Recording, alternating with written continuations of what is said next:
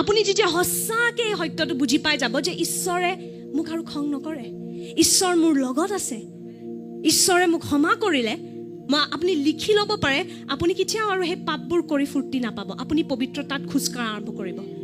I've noticed people who are law conscious, people who are sin conscious, sin the most. লুকাই, but they sin the most. যোনবোৰ মানুহে বেছি নাপাই দে, এইটো নকৰিবা দে, চাবা কিন্তু প্ৰভুৱে হাও দিব, সেইবোৰ মানুহে বেছি পাপ কৰি ফুৰে। লুকাই হ'লেও বেছি পাপ কৰে। কিন্তু যোনবোৰ মানুহে অনুগ্ৰহ বুজি গ'ল, যোনবোৰ মানুহে ঈশ্বৰৰ ক্ষমা বুজি গ'ল, তেওঁলোকে পবিত্ৰতাত খোজকঢ়া আৰম্ভ কৰে। People who really understand grace. This is a wrong concept. When you think that grace is a license to sin, no. Grace is what gives you strength to overcome sin.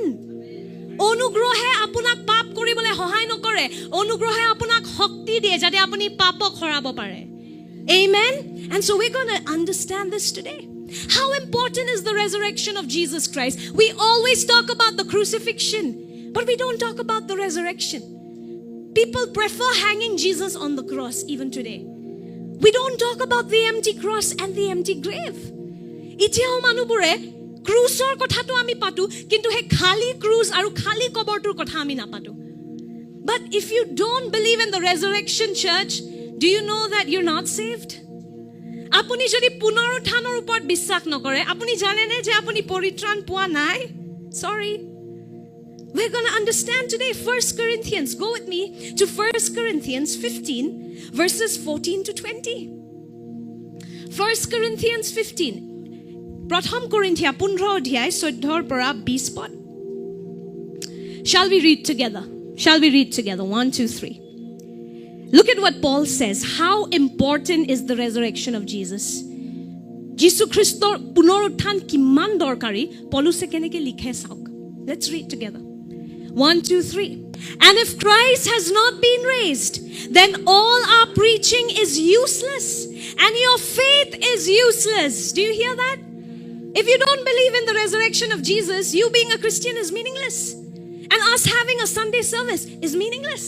Our faith in Jesus is meaningless if you don't believe that he rose again.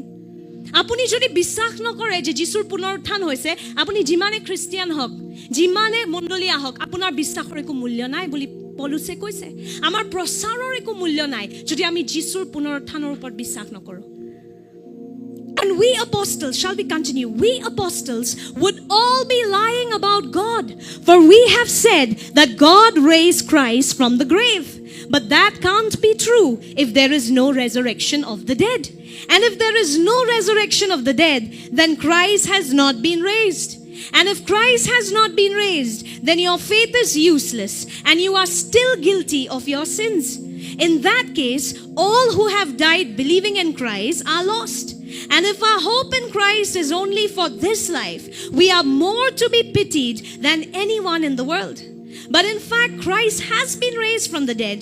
He is the first of a great harvest of all who have died. Amen? অসমীয়াত পঢ়িম। আৰু খ্ৰীষ্টক যদি তোলা নহল, তেনেহলে আমাৰ ঘোষণা বৃথা, আপোনালোকৰ বিশ্বাসো বৃথা, আৰু আমি ঈশ্বৰৰ মিছা সাক্ষী দিছো বুলি ওলাই পৰিম, কাৰণ আমি ঈশ্বৰৰ বিষয়ে এই সাক্ষ্য দিলো যে তেওঁ খ্ৰীষ্টক তুলিলে। কিয়নো যদি মৃতবোৰক তোলা নহয়, তেনেহলে খ্ৰীষ্টকো তোলা নহল। আৰু যদি খ্ৰীষ্টক তোলা নহল, তেনেহলে আপোনালোকৰ বিশ্বাস অসাৰ্থক, আপোনালোক এতিয়াও নিজ নিজ পাপতে আছে। তেনেহলে খ্ৰীষ্টৰ আশ্ৰয়ত নিদ্ৰিত হোৱা সকলো বিনষ্ট হৈছে। খ্ৰীষ্টত আমাৰ যি আশা, সেই যদি অকল এই জীৱনৰ আয়ুস কাললৈ হয়, তেনেহলে আমি সকলো মানুহতকৈ অধিক দয়া নোপোৱাকৈ আছো। কিন্তু এতিয়া খ্ৰীষ্ট নিদ্ৰিত লোকৰ মাজৰ পৰা উত্থিত হ'ল, তেওঁৱে মৃত লোকসকলৰ মাজত প্ৰথম ফল। Amen? So Paul is saying here that your whole faith in Christ hangs on the resurrection of Jesus Christ. আপোনাৰ গোটেই বিশ্বাসটো কিহৰ ওপৰত নিৰ্ভৰ কৰে? যীশুৰ পুনৰুত্থান হ'ল নে নাই। যদি যীশুৰ পুনৰুত্থান হোৱা নাই, মানে আমি এতিয়াও নিজৰ পাপতে আছো আৰু পাপৰ ক্ষমা নাই। If Jesus has not raised back from the grave, we are all still in our sins. That's what Paul is saying. And he says, we are all to be pitied then, Christians who think that Jesus forgave us. We are all the biggest bicharas of this world. Paulus কৈ আছে কি যদি যিশুৰ পুনৰুত্থান হোৱা নাই তেতিয়া Christian মানুহতকে দুখ কৰিবলৈ আৰু বেলেগ মানুহ নাই সবচে দুখ লগা অৱস্থা আমাৰ বুলি পৌলুসে লিখিছে কাৰণ আমি ভাবি আছো পাপৰ পৰা ক্ষমা পালো কিন্তু যিশুৰ যদি পুনৰুত্থান হোৱা নাই আমি পাপতে আছো. What Paul is saying is, if Jesus didn't raise back from the dead, my brothers and sisters, you're still in sin. And you are to be pitied because you thought you are forgiven, but you're not. But the good news is, Jesus did rise from the grave. Many people met him. We've met him. Amen. In spirit, we have seen him. Paul met him and 500 others. How many witnesses, right? And Paul says he's the first of the harvest. Aru bahut punorthan hobo kintu Jisu prothom asil. Amen.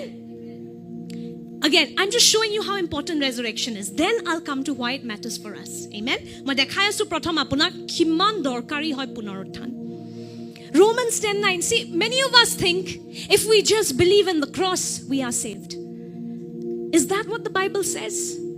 আমি ভাবো যে যদি আমি যিশুক ঈশ্বৰৰ ৰূপত গ্ৰহণ কৰো আৰু তেওঁৰ ক্ৰুচত দিয়া বলিদানটো বিশ্বাস কৰো আমি পৰিত্ৰাণ পালো কিন্তু বাইবেলে হেতু নকয়. That's not what the Bible says. The Bible says in Romans 10:9, if you declare, shall we read this together? If you declare with your mouth Jesus is Lord and believe in your heart that God raised him from the dead, you will be saved. Amen. কিয়নো আপুনি যদি নিজ মুখেৰে যিশুক প্ৰভু বুলি স্বীকাৰ কৰে আৰু ঈশ্বৰে যে তেওঁক মৃত লোকৰ মাজৰ পৰা তুলিলে ইয়াক যদি হৃদয়েৰে বিশ্বাস কৰে তেনেহলে পৰিত্ৰাণ পাব. Amen. So just believing in the cross is good, but it's not enough. কেৱল ক্ৰুচৰ বলিদানটোৰ ওপৰত বিশ্বাস কৰা ফ্ৰাইডেৰ ঘটনাটোৰ ওপৰত বিশ্বাস কৰা ভাল কিন্তু হেতু যথেষ্ট নহয় আপোনালোকক পৰিত্ৰাণ দিবলে আপোনালোকক পাপৰ পৰা মৃত্যুৰ পৰা মুক্ত কৰিবলে আপুনি সম্পূৰ্ণ সত্যটো বিশ্বাস কৰিব লাগিব. You have to believe the whole truth that God raised Jesus from the dead. যিশুক ঈশ্বৰে যে মৰাৰ পৰা উঠালে হেতু বিশ্বাস কৰিলেহে আমি পৰিত্ৰাণ পাম বুলি ৰোমিয়া 10:9 লিখা আছে. So if you're that person who is comfortable with believing Jesus' crucifixion but not his resurrection, you're still in your sin. আপুনি যদি হেজন ব্যক্তি হয় যোনে বিশ্বাস কৰে যে যিশু ক্ৰুচত গৈছিল কিন্তু পুনৰুত্থান হলে না নাই वो मैं थोड़ा सा रिसर्च करके देख लेता हूं तब आप रिसर्च करते रहिए पर आप पाप में रह जाएंगे because the Bible is so clear that you have to believe in the resurrection of Jesus Christ. Then you are saved. পুনৰুত্থানত বিশ্বাস কৰিলেহে আপুনি পৰিত্ৰাণ পাব বুলি বাইকত লিখা আছে. Amen. So why is the resurrection so important, church? Resurrection to কিয় ইমান দৰকাৰী? পুনৰুত্থানৰ ওপৰত বিশ্বাস কৰাটো কিয় ইমান মূল্যৱান? Let me simplify it for you. When somebody gets a sentence for a crime, they are sent to jail. Right? কোনোবাই যদি কিবা অপৰাধ কৰে তেওঁক আমি জেলত পঠিয়াও আৰু আপুনি কেনেকৈ গম পাব যে তেওঁ সম্পূৰ্ণৰূপে ক্ষমা পালে যেতিয়া তেওঁ জেলৰ পৰা ওলাই আহে. Is that correct? When somebody commits a crime and they are, let's say, sentenced to 5 years in prison, how will you know that he or she is now innocent? When they have come out of that prison. Once they've come out of that prison, it is a sign that they are now declared, guilt-free or innocent. Amen? যেতিয়া এজন ব্যক্তি কিবা অপৰাধ কৰাৰ পাছত জেলৰ পৰা ওলাই আহে তেতিয়াহে আমি ক'ব পাৰো যে এজন ব্যক্তি এতিয়া ক্ষমা পালে. এতিয়া তেওঁ নিজৰ যি বেজ দিব আছিল যি দণ্ড আছিল সব দণ্ড দি পালে এতিয়া ওলাই আহিছে এতিয়া তেওঁ মুক্ত হ'ল হে পাপৰ পৰা হে দণ্ডৰ পৰা. See, you need to understand this. Crucifixion in itself is not unique. Don't think that you are saved because Jesus died in a very unique way. না ভাবিব যে যীশু খ্ৰীষ্ট যে ক্ৰুচত মৰিলে হেতু বিশেষ আছিলে কাৰণে আমি পৰিত্ৰাণ পাও কাৰণ ক্ৰুচত বেলেগে আৰু কোনো মৰা নাই. No. Crucifixion was a very common form of punishment under the Roman government. ক্ৰুচত মৰাৰ কাৰণে আপুনি পৰিত্ৰাণ পোৱা নাই. ক্ৰুচত বহুত অপৰাধী মৰিছিলে. ৰোমিয়া চৰকাৰৰ কাৰণে এইটো সাধাৰণ আছিল. এনেকে তেখেতে সবচে বেয়া অপৰাধিক দণ্ড দিছিলে.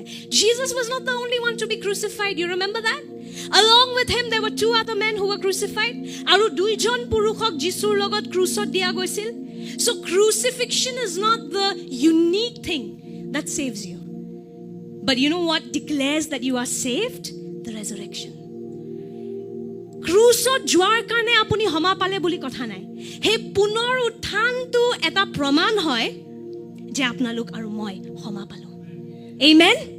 See, you can consider it this way. Death was the punishment for sin. Right? মৃত্যু হয় পাপৰ কাৰণে দণ্ড.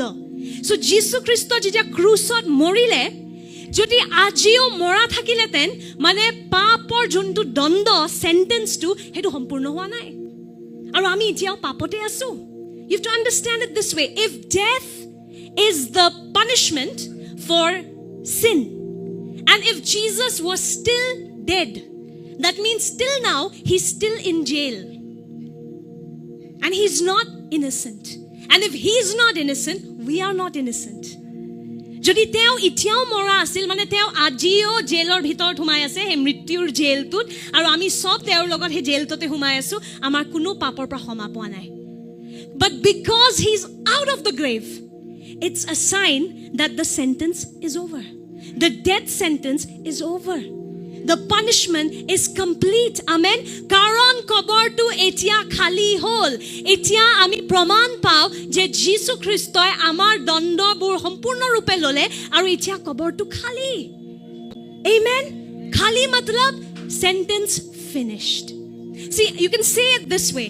On Friday, Jesus said it is finished. On Sunday, he showed it. See, there has to be proof.